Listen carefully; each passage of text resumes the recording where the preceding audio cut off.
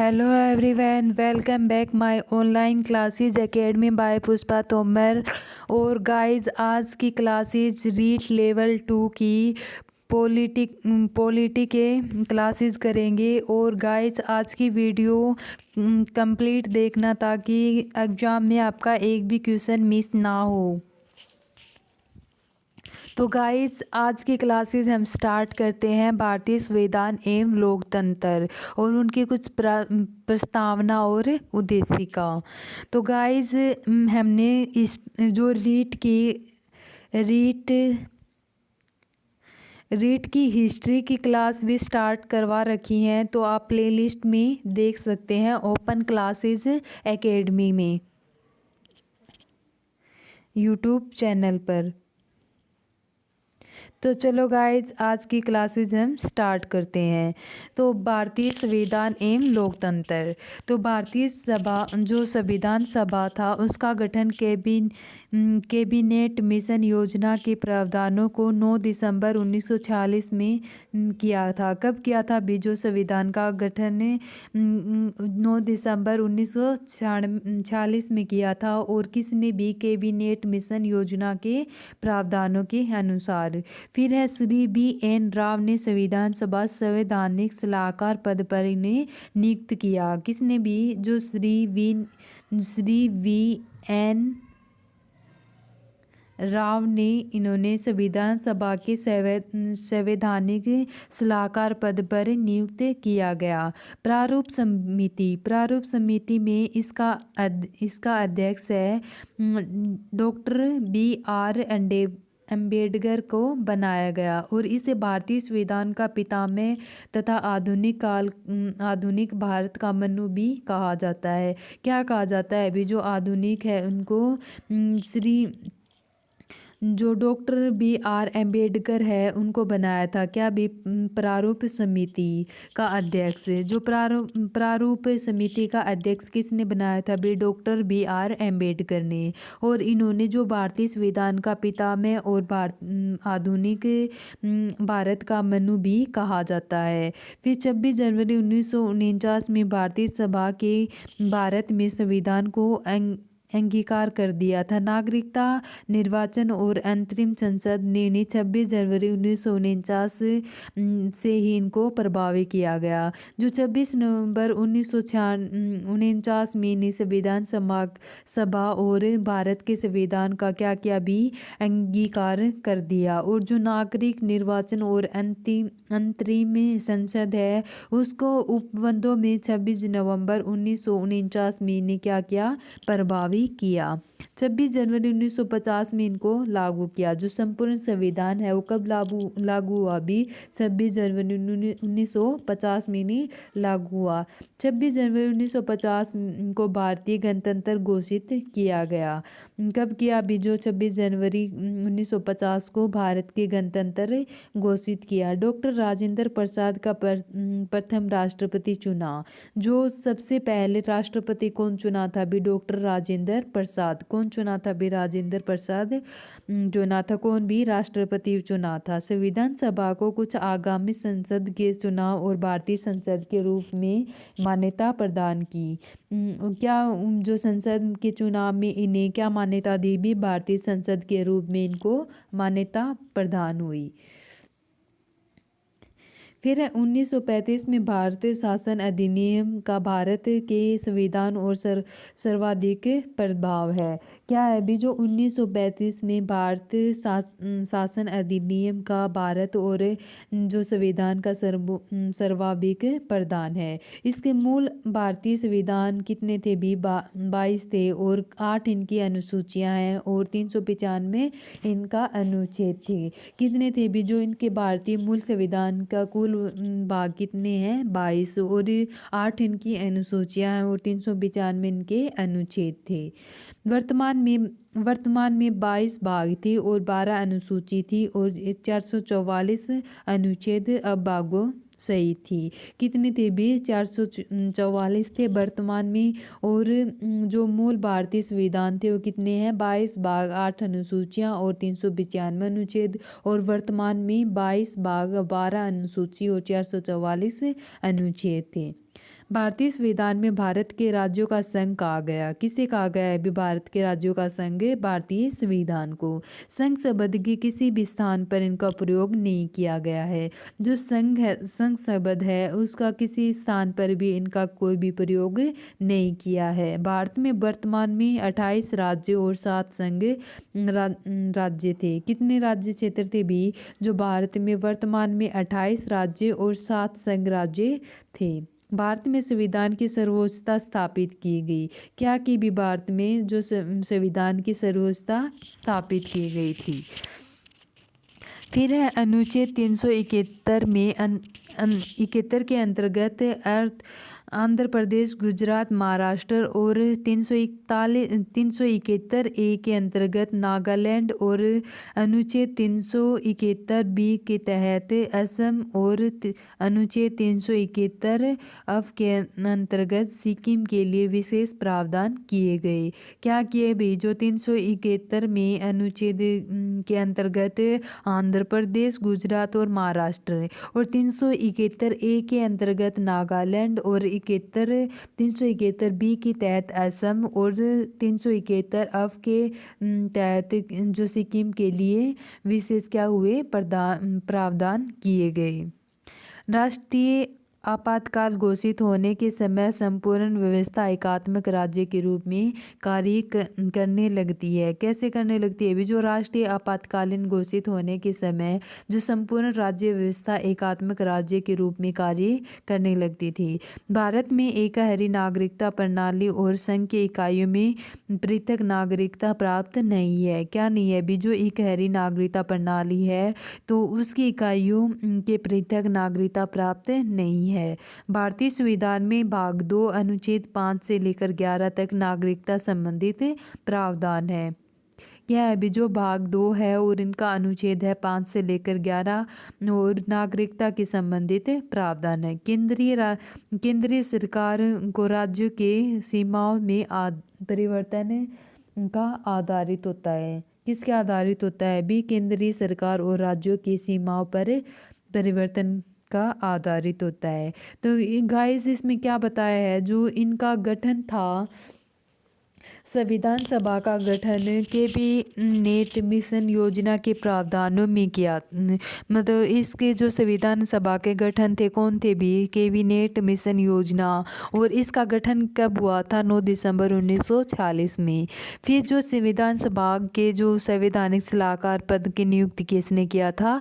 Shri B N Rao ने। और फिर है जो प्रारूप समिति का अध्यक्ष कौन थे? डॉक्टर BR अम्बेडकर बनाए गए थे। और जो भारतीय संविधान का पितामह और आधुनिक भारत का मनोबी से कहा गया। किसको भी? प्रारूप समिति का अध्यक्ष को। फिर है 26 नवंबर 1949 में भारतीय संविधान सभा में भारतीय संविधान का क्या किया? अंगीकार कर दिया था। और जो नागरिकता निर्वाचन और अंतरिम संसद को इन्हें 26 नवंबर 1949 में प्रभावी किया था। फिर है 1935 में भारत के जो शासन अधिनियम थे उन्हें भारत के संविधान में क्या किया? सर्वाधिक प्रभाव पड़ा। और फिर जो मूल भारतीय संविधान है उसकी कुल भाग कितने हैं? 22 भाग हैं और 8 अनुसूचियां और इनके अनुच्छेद कितने हैं? 395 में 95 अनुच्छेद हैं। और वर्तमान में 22 भाग हैं और 12 अनुसूची हैं और 444 अनुच्छेद वो भागों सहित हैं। फिर भारतीय के जो वर्तमान में 28 राज्यों और 7 संघ राज्य क्षेत्र बताए गए हैं। और जो भारत की एक हैरी नागरिकता प्रणाली है उसे संघ का इकाइयों की पृथक नागरिकता प्राप्त नहीं होती है। भाग 2 और अनुच्छेद 5 से लेकर 11 तक नागरिकता संबंधित प्रावधान है। फिर है जो संविधान सभा में क्या है कि एम एन राय द्वारा संविधान सभा के विचार प्रतिपादन किए हैं। संविधान सभा में क्या किए हैं भी? जो एम एन राय है उनके द्वारा संविधान सभा के विचार को प्रतिपादित किया है। और संविधान सभा के सदस्यों की संख्या कितनी है भी? 389। कितनी है भी? 389। फिर है कैबिनेट मिशन मिशन योजना के अंतर्गत गठित संविधान सभा के कार्यवाही में मुस्लिम लीग के सदस्यों में भाग नहीं लिया था और उनके भारत के विभाजन की मांग की थी। इसने क्या कहा है कि जो कैबिनेट मिशन योजना के अंतर्गत जो गठित संविधान सभा के कार्यवाही थे उसमें मुस्लिम लीग के सदस्यों में भाग नहीं लिए गए थे और भारत के विभाजन की इन्होंने क्या की थी, मांग की थी। फिर है संविधान सभा में इनकी बैठक हुई थी कब भी 9 दिसंबर 1946 को और डॉक्टर सचिवानंद सिंह का उनको सभा में अस्थायी अध्यक्ष नियुक्त किया था। कब भी जो इनके अस्थायी अध्यक्ष नियुक्त कब किए थे, 9 दिसंबर 1946 को, और किसको भी, डॉक्टर सचिवानंद दानंद सिंघा ने। और 11 दिसंबर 1946 में संविधान सभा की एक बैठक हुई थी, उसमें डॉक्टर राजेंद्र प्रसाद को संविधान सभा के स्थायी अध्यक्ष चुना गया था और जिन्हें वे अंत तक अध्यक्ष बने रहे। तो 11 दिसंबर 1946 को एक बैठक हुई थी, तब उसका जो संविधान सभा उसके स्थायी अध्यक्ष कौन थे भी, राजेंद्र प्रसाद थे। कौन थे भी, राजेंद्र प्रसाद थे और इन्होंने अंत तक क्या बने रहे, ये अध्यक्ष बने रहे। संविधान सभा के झंडा समिति और अध्यक्ष आचार्य JV कृपलानी थे। जो संविधान सभा की झंडा समिति है उसके अध्यक्ष कौन थे भी, आचार्य JB कृपलानी थे। फिर है जो संविधान सभा के प्रारूप समिति का गठन कब हुआ भी, 29 अगस्त 1947 को हुआ था और जो अंतिम रूप देने का भार था, संविधान का अंतिम रूप देने का जो भार था उसके सभापति कौन चुने गए थे भी, डॉक्टर भीमराव अंबेडकर। कौन थे भी, डॉक्टर भीमराव अंबेडकर थे। और जो संविधान सभा की जो प्रारूप समिति का गठन कब हुआ था, 29 अगस्त 1947 को हुआ था और जो इनके अंतिम संविधान के अंतिम रूप देने के बाहर कौन थे भी, डॉक्टर भीमराव अंबेडकर थे। और फिर इन्होंने कुछ कार्यवाही की थी 13 दिसंबर 1946 से प्राप्त हुई थी और इसके जो संविधान प्रारूप के तीसरे वाचन यानी कि डॉक्टर अंबेडकर के द्वारा निर्हित संविधान के पारित करने की प्रस्ताव रखा और यह प्रस्ताव 26 नवंबर 1949 को पारित हुआ। इसी दिन संविधान सभा की कार्यवाही समाप्त हो गया था। जो संविधान सभा है उसकी कार्यवाही कब हुई थी भी, 13 दिसंबर 1946 से लेकर और 26 नवंबर 1949 में क्या हुई थी भी, पारित हुई थी। और जो इसी समय इनका जो संविधान समय की कार्यवाही थी वो क्या हुआ था भी, समाप्त हुआ था। संविधान सभा की प्रक्रिया कितनी है भी, कुल 2 वर्ष 11 महीने और 18 दिन लगे थे। कितने दिन वो लगे थे भी, संविधान जो संविधान का निर्माण की प्रक्रिया कितनी थी भी, 2 वर्ष 11 महीने और 18 दिन। कितने भी, 2 दिन 11 महीने और 18 दिन। जो संविधान निर्माण की प्रक्रिया इतने मतलब 2 दिन 11 महीने और 18 दिन रहे थे। फिर है संविधान के कुछ अनुच्छेद 26 नवंबर 1949 को लागू हो गए थे। पूरा संविधान 26 जनवरी 1950 को लागू हुआ था। जो संविधान के कुछ उल्लेख थे, जो अनुच्छेद दिए गए थे, तो वो 26 नवंबर 1949 में क्या हुए थे, लागू हुए थे। लेकिन पूरा जो संविधान था वो 26 जनवरी 1950 में लागू हुआ था। कब हुआ था भी, पूरा संविधान था 26 जनवरी 1950 में क्या हुआ, लागू हुआ था। संविधान सभा में 12वां अधिवेशन 24 जनवरी 1950 को हुआ था और 308 सदस्य द्वारा संविधान का हस्ताक्षर हुए थे। इसी अवसर में डॉक्टर राजेंद्र प्रसाद को भारतीय गणतंत्र का राष्ट्रपति चुना था। इसमें जो संविधान सभा है उसमें 12वां जो अधिवेशन थे 24 जनवरी 1950 में क्या हुआ, जो एक सभा बनी थी 12वां अधिवेशन कब भी, 24 जनवरी 1950 को। तो इनमें जो सदस्य थे वो कितने थे भी 308। जो सदस्य कितने थे भी 308 सदस्य थे। और संविधान पर इनका क्या हुए थे भी 308 के सदस्य के हस्ताक्षर यानी कि सिग्नेचर हुए थे। इसी अवसर पर इन्हें डॉक्टर राजेंद्र प्रसाद को गणतंत्र का प्रथम राष्ट्रपति चुना है। किससे चुना है अभी? भारतीय गणतंत्र का प्रथम सबसे पहले राष्ट्रपति चुना था। फिर है उद्देशिका। उद्देशिका क्या है भी? हम भारत के लोग भारत में एक संपूर्ण प्रभु संपन्न समाजवादी पक्ष निरपेक्ष लोकतांत्रिक गणराज्य बनाने के लिए तथा उनके समस्त नागरिकों को सामाजिक आर्थिक और राजनीतिक न्याय विचार अभिव्यक्ति और विश्वास धर्म और उपासना की स्वतंत्रता प्रतिष्ठा और अवसर की समानता प्राप्त करने के लिए और उसमें व्यक्ति की गरिमा और राष्ट्र की एकता अखंडता सुनिश्चित करने के लिए और बढ़ाने के लिए। फिर है दृढ़ संकल्प होकर उनकी जो संविधान सभा की तारीख थी वो कितनी थी?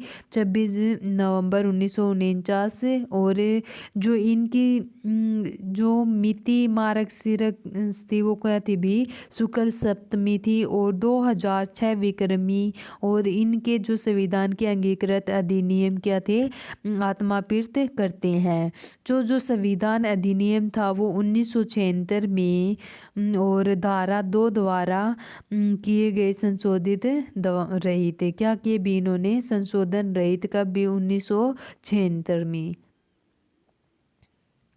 तो ये थी इनकी कुछ उद्देशिका। फिर है भारतीय संविधान की अनुसूची।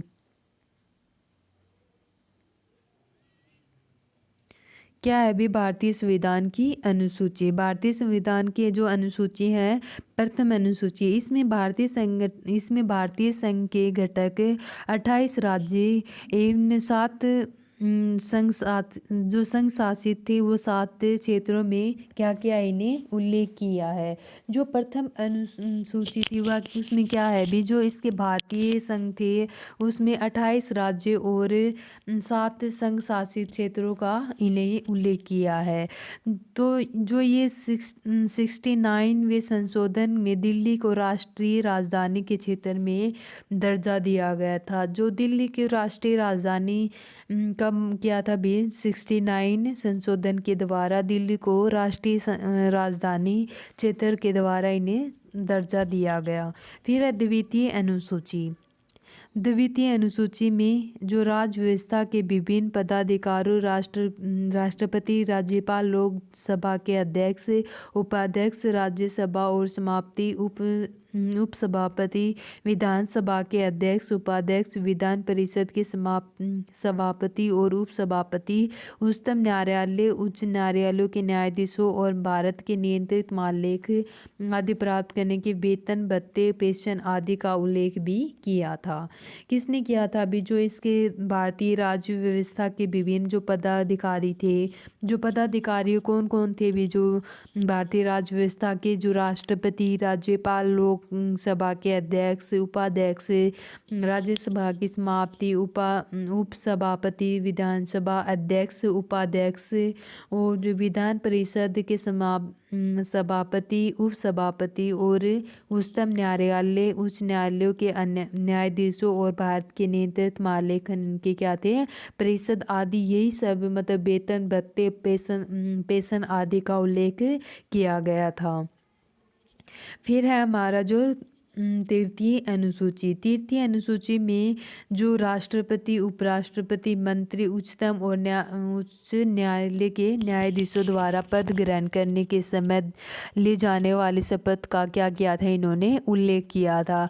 जो तृतीय अनुसूची है उसमें क्या किया था कि जो राष्ट्रपति उपराष्ट्रपति मंत्री उच्चतम और उच्च न्यायालय जो न्यायाधीश थे उसको पद ग्रहण करते समय जो शपथ ली जाती थी उसका क्या था? उल्लेख किया था। फिर है चौथी अनुसूची। इसमें विभिन्न राज्यों और संघीय क्षेत्र राज्यसभा के प्रतिनिधित्व का विवरण किया था। जो चौथी अनुसूची है वो कौन सी है? राज्यों और संघीय क्षेत्रों में राज्यसभा के प्रतिनिधित्व का इनका वर्णन दिया है। फिर है पांचवी अनुसूची।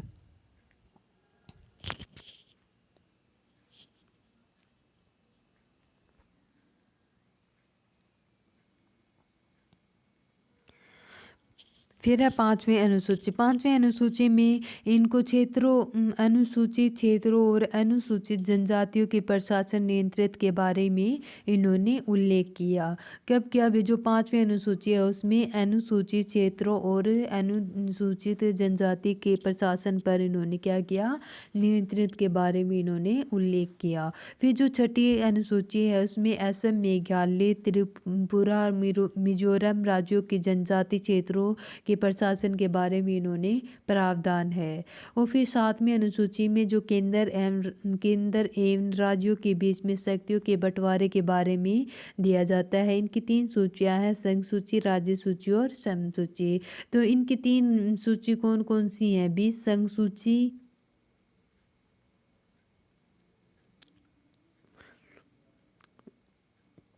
राज्य सूची और थर्ड कौन सी है? समवर्ती सूची। कौन सी है भी? समवर्ती। संघ सूची, राज्य सूची और सम सूची, समवर्ती सूची। तो इनकी तीन सूचियां हैं। कौन से उसमें? अनुसूची में, सातवीं अनुसूची में। फिर जो आठवीं अनुसूची कौन सी है भी? इसमें 12 भाषाओं का उल्लेख किया गया। आठवीं भाषा में भारत के 22 भाषाओं का उल्लेख किया था। और जो इनकी मूल रूप से पांचवीं अनुसूची की 14 भाषाएं थी। कितनी भाषाएं थी भी मूल रूप से आठवीं अनुसूची के? तो 14 भाषाएं थी। और भारत में इन्होंने 22 भाषाओं का उल्लेख किया है। फिर है 1967 में इन्होंने सिंगी और 1992 में कौन की? मणिपुरी और नेपाली आठवीं अनुसूची भी शामिल किया गया। 2004 में मैथिली, संथाली, डोमरी और बोडो ने आठवीं अनुसूची में भी ने क्या कर दिया? शामिल कर दिया। तो जो ये 22 भाषाएं हैं उनका उल्लेख कब किया था भी? जो आठवीं अनुसूची है उसमें किया था। और जो अनुसूची जो मूल रूप से आठवीं अनुसूची थी उसमें कितनी भाषाएं थी? 14 भाषाएं थी। और 1967 में सिंगी और 1992 में कोंकणी और मणिपुरी नेपाली आठवीं अनुसूची में क्या किया था? इन्होंने शामिल किया था। फिर 2004 में मैथिली, संथाली, डोगरी और बोडो को आठवीं अनुसूची भी इन्होंने शामिल की। फिर है नौवीं सूची। नौवीं अनुसूची में भारतीय में यह अनुसूची प्रथम संविधान संशोधन 1951 में के द्वारा जोड़ी गई। कब जोड़ी गई भी? 1951 के द्वारा जोड़ी गई। इसके अंतर्गत राज्य और संपत्ति के अधिग्रहण की विधियों का इन्हें उल्लेख किया। क्या किया भी? जो इस नौवीं अनुसूची है उसमें संपत्ति के अधिग्रहण की विधियों का इन्हें उल्लेख किया था। तो इन अनुसूची के जो सम्मिलित थे उन्हें न्यायालयों की जो चुनौती दी गई थी। तो उनके वर्तमान में जो अनुसूची थी उसके कितने अधिनियम थे भी? 284। कितने थे भी? 284 इसके अधिनियम थे। फिर है 10वीं अनुसूची। 52वें संशोधन में 1955 के द्वारा जोड़ी गई। इसमें दल बदल के संबंधित प्रावधानों का उल्लेख किया गया। किसमें उल्लेख किया गया भी? यह संविधान जो 52 के संशोधन में 1985 के द्वारा जोड़ी गई थी। और इसमें दल बदल के संबंधित जो प्रावधान थे उसका उल्लेख किया गया था। 11वीं अनुसूची में जो संविधान 73वें संशोधन में 1993 में जोड़ी गई थी। और इसके जो पंचायती राज संस्थाओं का कार्य करने के लिए 29 विषय प्रदान किए गए। कितने भी? 29 विषय प्रदान किए थे। फिर है 12वीं अनुसूची। 12वीं अनुसूची में जो 74वें जो संवैधानिक संशोधन है 1993 के द्वारा जोड़ी गई थी। और इसके शहरी क्षेत्र स्थानीय स्वशासन संस्थाओं के कार्य करने के लिए 18 विषय प्रदान किए। कितने प्रदान किए भी? 18 विषय प्रदान किए थे। और यह अनुसूची 74वें संशोधन में और 1993 में जोड़ी गई थी। और इसके जो शहरी क्षेत्र थे वो कौन से थे? स्थानीय स्वशासन संस्थाओं के कार्य करने के लिए इन्होंने 18 विषय प्रदान किए थे। फिर नेक्स्ट है भी इस उद्देशिका ने 1996 में 42वें संविधान संशोधन में समाजवादी और पंथ निरपेक्ष अखंडता द्वारा जोड़े गए हैं। जो उद्देशिका थी वो क्या थी भी हमारी? उद्देशिका क्या थी भी, ये थी हमारी उद्देशिका। और इनके जो उद्देशिका थे वो क्या है भी, भारत के कुछ लोग हैं सामाजिक आर्थिक राजनीतिक वे थे, तो उस उद्देशिका में इनको किस किस ने वो क्या है भी जोड़ा गया है। 1946 में 42वें संशोधन के समाजवादी पंच पंथ और निरपेक्षता और अखंडता के द्वारा जोड़े गए हैं। तो जो इनके जो प्रस्तावना के संशोधन के अनुच्छेद 368 में ने कुछ शब्दों को जोड़कर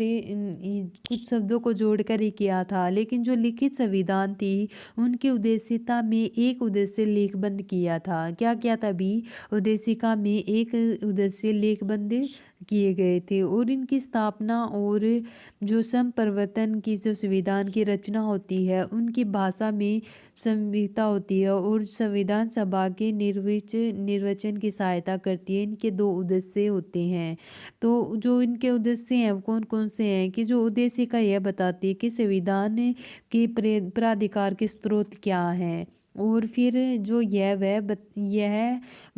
भी बताती है कि संविधान किन उद्देश्यों के संबंधित प्राप्त करना चाहता है। और प्रस्तावना के कुछ मूल तत्व भी हैं, हम भारत के लोग। तो चलो भी हम इनको एक्सप्लेन कर लेते हैं। हम भारत के लोग, इस संविधान में निर्माण ब्रिटेन ने नहीं किया। इनका जो निर्माण है वो किसने नहीं किया भी, ब्रिटेन ने नहीं किया। संविधान निर्माता कौन थे भी, भारतीय ही थे। और जो संविधान की शक्ति का स्रोत भारतीय जनता है और प्रभु सब शक्ति की जनना में निहित है। हम भारत के लोग इस संविधान के अंगीकृत अधिनियम और आम आत्मापित करते हैं और यह शब्द भारत के लोगों के सर्वोच्च प्रभुता की घोषणा करते हैं और इस बात पर भी संकेत करते हैं कि जो संविधान का आधार है वो लोगों का प्राधिकार है। क्या है भी, लोगों का प्राधिकार है। तो ये क्या है भी, हमारी उद्देशिका है। उद्देशिका जो हमें बताई है ना, इनकी उद्देशिका क्या है कि हम भारत के लोग भारत के संपूर्ण प्रभुता संपन्न समाजवादी पंथ निरपेक्ष लोकतंत्रात्मक गणराज्य बताने के लिए और उनके जो समस्त नागरिकों को सामाजिक आर्थिक राजनीतिक न्याय, फिर उनके जो विचार आर्थिक राजनीतिक न्याय विचार अभिव्यक्ति विश्वास धर्म और उपासना की स्वतंत्रता प्रतिष्ठा और अवसर की समता, तो इनको जो प्राप्त करने के लिए कुछ गरिमा और राष्ट्र की एकता और अखंडता सुनिश्चित है। तो हम इनको क्या कर रहे हैं भी, एक एक को एक्सप्लेन कर रहे हैं। तो स्टार्टिंग में हमारी जो उद्देश्य का था वो क्या था भी, हम भारत के लोग। तो इन शब्दों का वर्णन क्या है भी, जो इनके जो निर्माण थे वो ब्रिटेन नहीं थे बल्कि भारतीय ही थे। और जो इनकी शक्ति स्रोत भारतीय जनता ही थी और इनकी जो प्रभुता शक्ति जनना में निहित होती है। फिर सेकंड है स्वतंत्रता और प्रभुता संपन्न।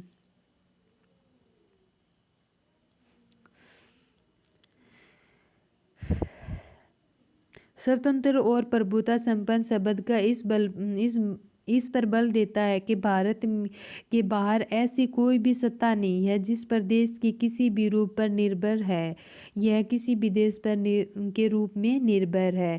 प्रस्तुत प्रभुता के तात्पर्य यह है कि राज्य की स्वतंत्र अधिकार है। क्या है भी इसका तात्पर्य, जो प्रभुता है उसका जो तात्पर्य है वो है कि जो स्वतंत्र अधिकार है और राज्य किसी भी जो विषय में कानून बनाने की शक्ति है वह किसी भी अन्य राज्य और बाह्य शक्ति से नियंत्रित का अधीन नहीं है। यह इस प्रकार यह पद बिना किसी बाह्य दबाव और प्रभाव से आत्म निर्माण की शक्ति का क्या है, घोतक है। क्या है भी, घोतक है, क्योंकि ये जो किसी भी विषय में कानून बनाने की शक्ति होती है और इसमें राज्य और बाह्य शक्ति के नियंत्रण में अधीन है। फिर है समाजवाद। तो समाजवाद से क्या अभिप्राय है कि जो लोकतांत्रिक साधनों में समाजवादी की प्राप्ति, इसका क्या अभिप्राय है बेसब समाजवाद है उसका लोकतांत्रिक साधनों के समाज में समाजवादी समरूप की प्राप्ति। जो 42वें संशोधन थे संवैधानिक संशोधन के द्वारा जो संविधान की प्रस्तावना में इन्होंने समाजवादी राज्य घोषित किया गया था। जो 42वें संवैधानिक संशोधन के द्वारा इन्होंने प्रस्तावना को भारत को क्या घोषित किया था भी, समाजवादी राज्य राज्य घोषित किया था। क्या किया था भी? समाजवादी राज्य घोषित किया था। और जो इसका अर्थ क्या है कि ऐसी व्यवस्था से होता है कि उत्पाद के मुख्य साधन या तो राज्य के हाथ में होते हैं या उसके नियंत्रित में। क्या कहा है कि जो समाजवादी राज्य है तो उसका अर्थ यह है कि जो एक ऐसी व्यवस्था से होता है कि जो उनका उत्पाद और कुछ मुख्य साधन राज्य के हाथ में होते हैं या फिर उनके नियंत्रण में। जो समाजवादी की उद्देश्य का कौन थी भी? समाजवाद की भावना, आर्थिक न्याय की धारणा और इसके 4 वर्णित नीति निर्देशक तत्वों से पहले ही विद्वान है। कितने भी? संविधान के भाग 4 में इनको नीति निर्देशन तत्वों में पहले से ही क्या किया है? इनको विद्यमान किया है। फिर उद्देशिका के समाजवादी के सम्मिलित करने के अधिक स्पष्ट यह भी दिया है कि जो कमजोर और जो पिछड़े वर्ग होते हैं उसमें जीवन स्तर को ऊंचा उठाने और आर्थिक संचय को रोकने का प्रयास भी मिश्रित अर्थशास्त्र अपनाया गया है। अर्थव्यवस्था अपनाई गई है। किस अवस्था भी अपनाई गई है कि जो पिछड़े लोग हैं और जो कमजोर और पिछड़े हुए वर्गों के जो जीवन स्तर में ऊंचा उठाने और आर्थिक संचलन को रोकने का इन्होंने क्या किया है? मिश्रित अर्थव्यवस्था को अपनाया है। और जो लोकतंत्र और समाजवाद को एक साथ लोकतांत्रिक समाजवाद को भी अपनाया गया है। किसे अपनाया गया है भी? लोकतांत्रिक समाजवाद को भी अपनाया गया है। फिर है पथनिरपेक्ष। पथनिरपेक्ष में 42वें संविधान में 1976 में प्रस्तावना को जोड़ा। कब जोड़ा भी? जो पथनिरपेक्ष को 42वें संविधान संशोधन में अधिनियम में 1946 में ने जोड़ा। और पथनिरपेक्ष शब्द के तात्पर्य ऐसे राज्य से होता है जो किसी भी विशेष धर्म और राजधर्म के स्वीकार नहीं करता, अर्थात वही धर्मों के साथ समान व्यवहार करता है। जो इसका जो पथनिरपेक्ष शब्द का क्या अर्थ है कि जो किसी भी राज्य और जो किसी भी विशेष धर्म और राजधर्म के रूप में इन्हें स्वीकार नहीं किया है, बल्कि जो सभी धर्मों के साथ समाज व्यवहार करता है और इनका समान संरक्षण प्रदान करता है। क्या करता है? भी समान संरक्षण को प्रदान करता है। और जो इनकी जो पक्ष निरपेक्षता थी वो संविधान के आधारित लक्ष्यों में से एक थी। कौन सी थी भी? जो यह विधि द्वारा प्रतिपादित किया है कि जो पथ निरपेक्षता थी वो संविधान के आधारित लक्ष्यों में से एक थी। फिर लोकतांत्रिक गणराज्य। लोकतांत्रिक गणराज्य में इनका क्या है कि जो वह लोकतांत्रिक राजनीतिक और सामाजिक दोनों से ही क्या है? दृष्टिकोण है। और दूसरे शब्दों में न कि शासन में लोकतंत्र बल्कि समाज के लोकतंत्रात्मक और न्याय स्वतंत्रता और समता और प्रभुता की भावना होगी। जो लोकतांत्रिक है उसमें क्या कहा है कि जो लोकतंत्र राजनीतिक और सामाजिक दोनों से दृष्टिकोण है और यह न तो केवल शासन के लोकतंत्र होगा बल्कि समाज के लोकतंत्रनात्मक भी होगा और न्याय स्वतंत्रता समता की बंधुता की भावना भी इसमें शामिल होगी। फिर इसका अर्थ क्या होता है कि केवल उन्हीं शासकों को सरकार चलाने का अधिकार है जो लोगों को निर्वाचित है। इसने क्या कहा कि जो लोकतांत्रिक गणराज्य क्या होती है कि जो केवल वही शासक सरकार चलाने का अधिकार होता है जो कि लोगों के द्वारा निर्वाचित होता है। भारत एक प्रतिनिधि लोकतंत्र की व्यवस्था का पालन है। क्या है भी? एक प्रतिनिधि लोकतंत्र की व्यवस्था का पालन करना भी है जिससे संसदों और विधायकों के सीधे जनता का निर्वाचन किया है। क्या किया है भी? इनको सांसदों और विधायकों के सीधे जनता के द्वारा इन्होंने निर्वाचित किया है। फिर है सामाजिक आर्थिक और राजनीतिक न्याय।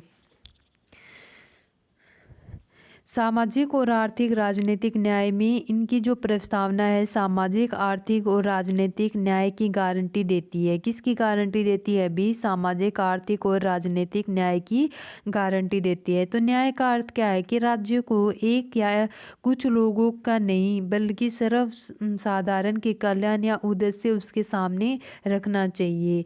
तो न्याय का क्या अर्थ है कि जो राज्य का एक या कुछ लोगों का नहीं होता बल्कि सब साधारण के कल्याण और उद्देश्य उसके सामने रखना चाहिए।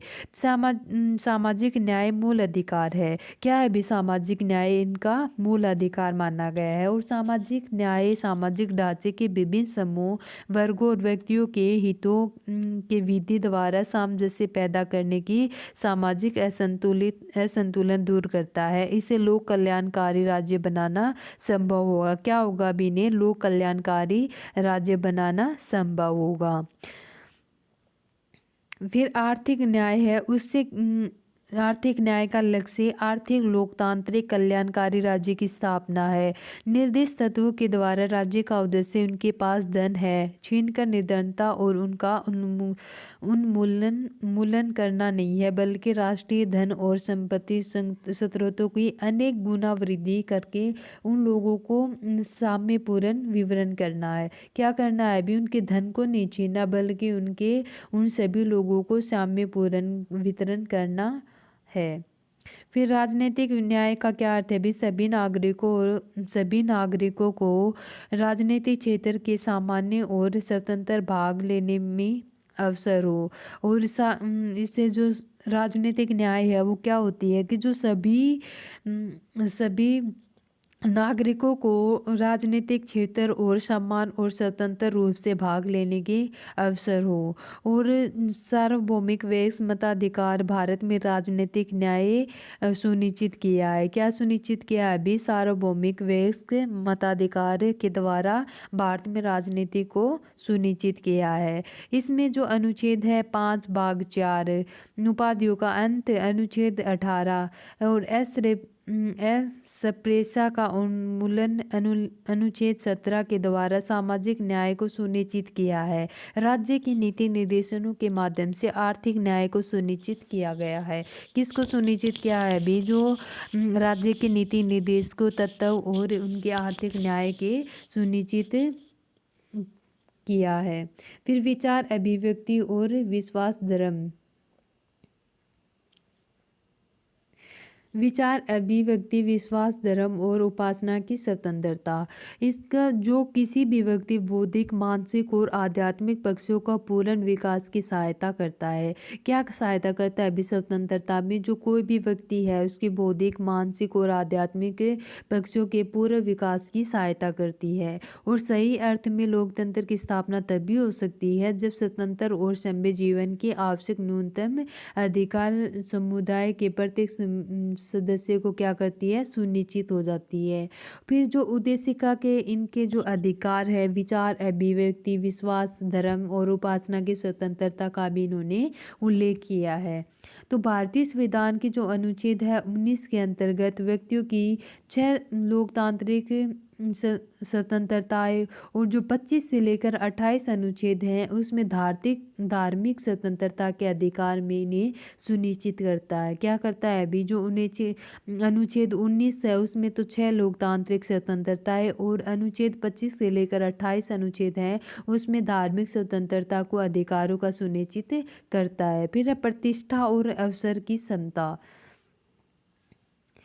प्रतिष्ठा और समता तो इसमें स्वतंत्रता रूपी फल प्राप्त नहीं किया जा सकता बल्कि समता का अधिकार न्याय में कराधान और लोकपद नियोजन के विषय में समान व्यवहार का अधिकार भी शामिल होता है। किसमें शामिल होता है कि जब तक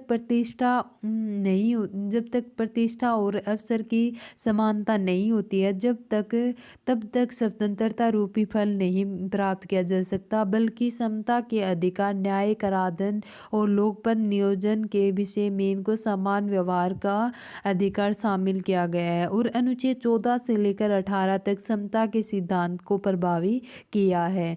और दूसरे नागरिकों में राज्य द्वारा किए गए सभी विभेदों धर्म मूल धर्म जाति लिंग जन्म आदि को अवैध घोषित किया गया है। फिर है जो अनुच्छेद 15 में क्या किया है, लागू दूसरे नागरिकों के बीच में किए गए सभी विभेदों जैसे धर्म, मूल वंश, जाति, लिंग, जन्म स्थान आदि सभी अवैध घोषित किए हैं। फिर जो 15 भाग 2 अनुच्छेद 15 भाग 2 है, उसमें सभी सार्वभौमिक स्थानों को सभी नागरिकों की खोल दिया गया है। फिर अनुच्छेद 17 में अस्पृश्यता का अंत भी किया गया है और इसमें सम्मान में दिए गए उपाधियों की सम्मान कर दिया है और इसमें जो सभी विषय में अवसर की समानता भी प्रदान की है। किसने की है भी, प्रतिष्ठा और अवसर की समता में। फिर है व्यक्ति की गरिमा।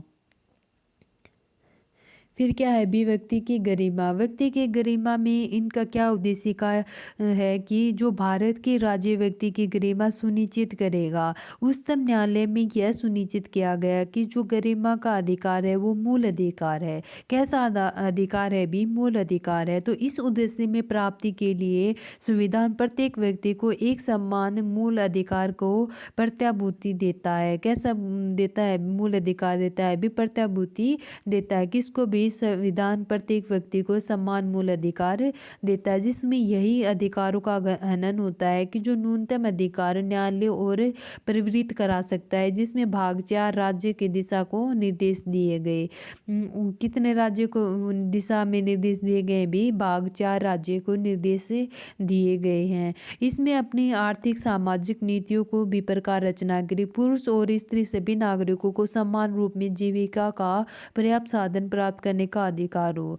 तो इसमें जो व्यक्ति की गरिमा है उसमें क्या कहा है कि व्यक्ति को अपनी जो आर्थिक दशा है, सामाजिक नीतियों में जो सामाजिक नीतियों में इसको एक समान रूप से जीविका को पर्याप्त साधन करने का पूरा अधिकार है। और जो अनुच्छेद 39 क्या है, काम की न्याय संगत व मनोविमोचक दशाएं। अनुच्छेद 42 और शिष्ट जीवन स्तर के अधिकार को संपूर्ण उपयोग सुनिश्चित करने का अधिकार, काम की दशाएं। और जो अनुच्छेद 43 में सामाजिक और सांस्कृतिक अवसर प्राप्त किया है।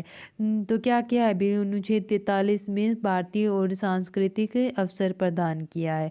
फिर है राष्ट्र और एकता का अखंडता। फिर क्या है भी, जो राष्ट्र और राष्ट्र की एकता और अखंडता।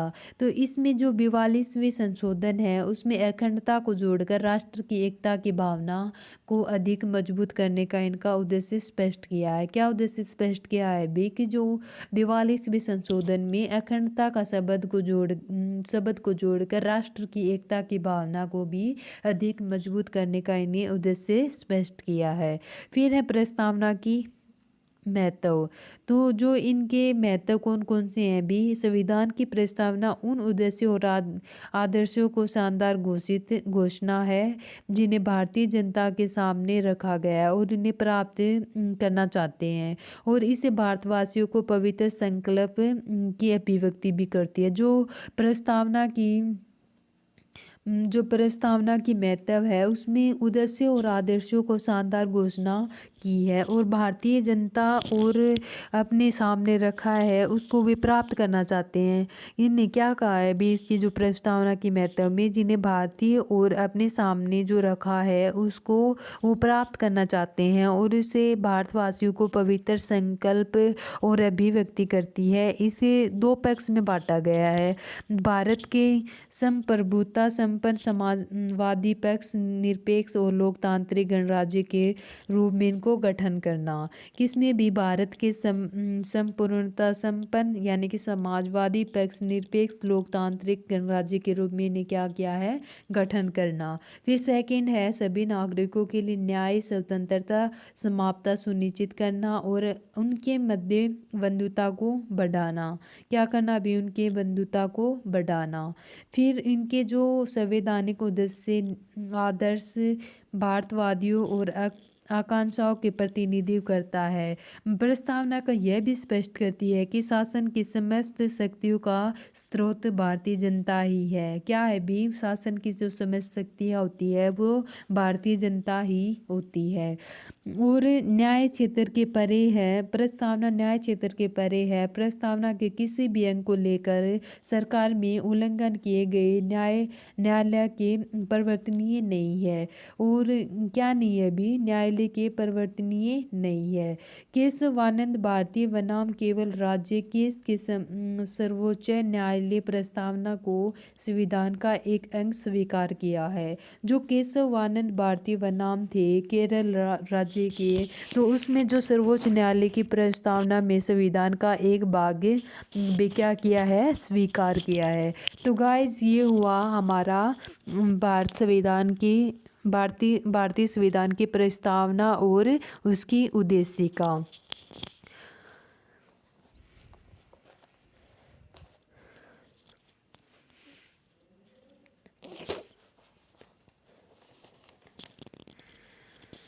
ठीक है गाइस, ये हुई आज के हमारे क्लासेस। और मैंने हिस्ट्री और ज्योग्राफी, रीट की हिस्ट्री और ज्योग्राफी भी स्टार्ट कर दी है, वो भी आप एक बार प्लेलिस्ट में देख लो। ठीक है गाइस, अगर मेरी क्लासेस पसंद आई हो तो प्लीज़ चैनल को सब्सक्राइब, लाइक, सब्सक्राइब और शेयर कर देना, ताकि आपको आने वाली हर क्लास का नोटिफिकेशन मिल जाए। ठीक है बच्चों, bye bye, take care, thank you.